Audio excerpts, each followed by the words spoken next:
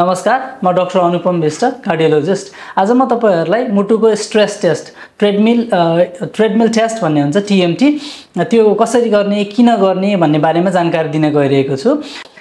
TMT main किन गरिन्छ भन्दाखेरि एउटा कुनै बिरामी आउनु भयो, उहाँको छाती दुखाइ छ, छाती दुखाइ हुँदाखेरि छाती दुखाइ हुँदाखेरि छाती दुखाइको धेरै कारणहरू हुन्छ। कहिलेकाहीँ सबभन्दा डरलाग्दो कुरा भनेको मुटुको नसाहरू जाम भएको कारणले गर्दा छाती दुखेको हो हैन पत्ता लगाउन पर्ने हुन्छ। यदि बिरामीमा अरु रिस्क फ्याक्टर्सहरू जस्तै सुगर, प्रेसर अथवा चुरोटहरू खानेहरू छैन र उसको ब्लड प्रेसरहरू पनि ठिकै छ र एज पनि धेरै भएको छैन, लगभग 50 प्लस भएको छैन भने त्यस्तो अवस्थामा चाहिँ हामीले एउटा रिस्क फ्याक्टर्सको क्याल्कुलेट गर्नुपर्ने हुन्छ। त्यो क्याल्कुलेट गर्दाखेरि लो रिस्क जस्तो परेछ भने त्यो अवस्थामा चाहिँ लो टु मोडरेट रिस्क परेको छ भने त्यो अवस्थामा बिरामीको टीएमटी टेस्ट गरिन्छ। त्यो टीएमटी टेस्टमा हेर्न पर्ने मेन कुरा भनेको बिरामी दौडिदै गर्दाखेरि बिरामी दौडिन सक्छ कि सक्दैन, दौडिँदाखेरि उसको छाती दुखाइ छ कि छैन र ईसीजीमा दौडिनुभन्दा अगाडि दौडिँदाखेरि दौडिसके पछाडि केही चेन्जेसहरू आएको छ कि छैन त्योहरू पत्ता लगाएर बिरामी कतिको जोखिममा छ हार्ट अट्याक हुन सक्ने त्यो पत्ता लगाइन्छ। त्यसपछि बिरामीमा केही खराबीहरू देखिएन भने केही पनि गर्न परेन, खराबी देखियो भने उसको अरु फर्दर मुटुको जाँचहरू जस्तै एन्जियोग्राफीहरू गरेर हेर्न पर्ने हुन्छ।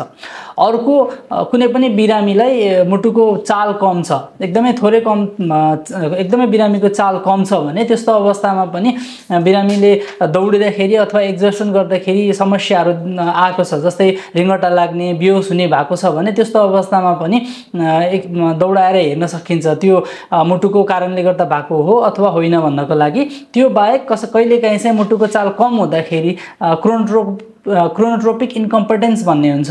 यदि दौडाएर हेर्दाखेरि उहाँको मुटुको चाल बढेन भने त्यसलाई क्रोनोट्रोपिक इन्कम्पिटेन्स भन्छ। त्यो अनुसार उपचार गर्न पर्नको लागि पनि मुटुको चाल कम भएको बिरामीहरूलाई पनि टीएमटी दौडाएर गर्न सकिन्छ।